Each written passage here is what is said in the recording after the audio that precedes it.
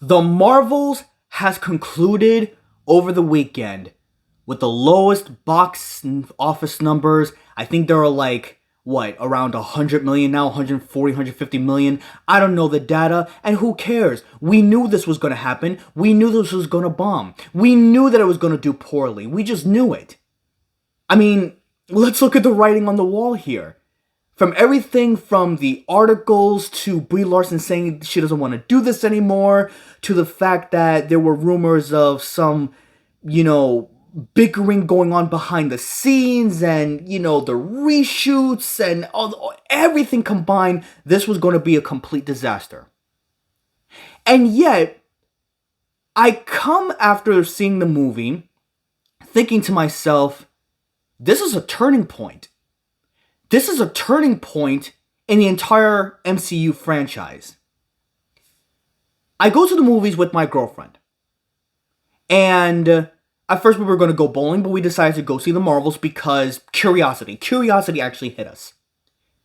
And throughout the entire time I'm watching the movie, I'm thinking to myself, okay, aside from the crappy editing, the cringe dialogue, and the fact that everything was just zipped, zopped right through, and we could barely breathe in the first act alone, I'm reaching. I'm reaching for something for me to hold on to, for me to enjoy some aspect of the movie.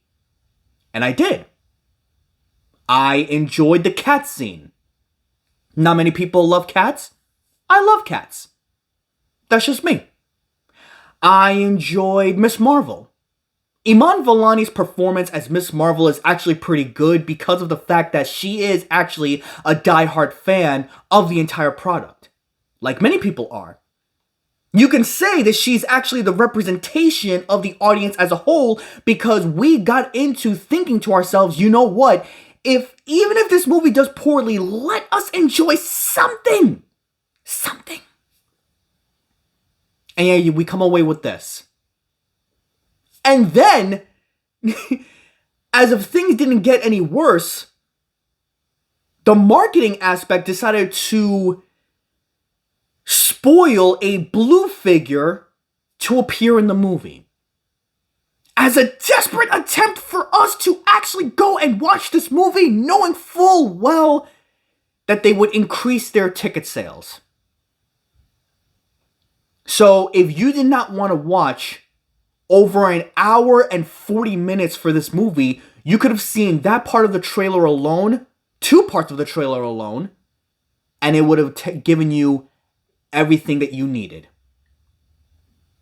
So then this begs the question, what was I looking for? What was the turning point of this movie? Well, for starters, we established 2 things. You see, I think of the MCU right now as a roller coaster. Roller coaster goes up and down. Sideways, upside down, run around, go backwards, forwards, whatever the case may be. It's a roller coaster. And since Marvel Phase 4 began, the coaster has just gone down, down, down. To the point of nearly no return.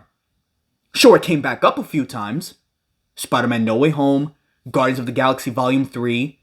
Most people enjoyed Black Panther 2, Wakanda Forever. So yeah, we had some gems here and there. But when you have a couple of gems in a sea variety of black coal, that's the MCU franchise right now, it kind of makes you think, this is not really worth it. But I come across as thinking to myself, there has to be something that I can hold on to that I can enjoy. For me, I always look at what's next. What's the next thing? What's something else that I can look forward to? We've already established Marvel Spotlight debuting with Echo in January. That's number 1. We've already established that Daredevil has the Punisher's writers. For Kevin Feige and the higher-ups to go, this is not working. What we've been doing for the past 3 years is not working. We have to do something else. We have to turn back and literally almost restart the entire thing from scratch. We need to do away with the identity politics, the bad writing, the bad CGI, incompetent directors, and everything else. We got to do away with all of that.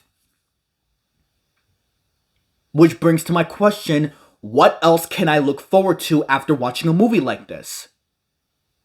For some, it establishes the Young Avengers. It establishes that. And it also establishes a group of people, thanks to this blue figure that was spoiled in the trailers, and it establishes that too. This movie was a disaster. There's no mistake about it. And yet, I can't help but feel that this movie, The Marvels, is actually the most important movie of the entire franchise. Why? Because of its turning point. It is the turning point. It is the catalyst for us to go back up. I don't see, maybe with the exception of Ironheart, maybe with the exception of Captain America 4 New World Order, that is already getting tons and tons of bad reviews with test screenings. Maybe this is the turning point that we need in order for us to go right back up. Call me an optimist. Call me hopeful. Call me something where maybe I am a little bit naive. I can admit that. But like you, I'm a fan. Like you, I care. I deeply care about this franchise.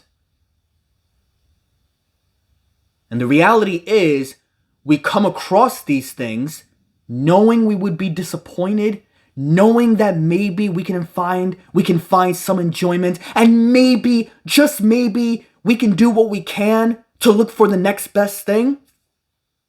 It's a no-brainer. The Marvels may have failed, but it succeeded in doing something where we now can look forward to whatever it is that's next. Deadpool 3 is the only MCU movie coming out next year. Echo is debuting in January. So there's going to be a couple more shows that is going to be on Disney+, which is fine. This is the turning point. You can only hit rock bottom so many times, especially when it comes to a franchise like this. But like the motto goes, thanks to Nia DaCosta and Brie Larson, Tiana Paris, and Iman Vellani, we can only go up from here.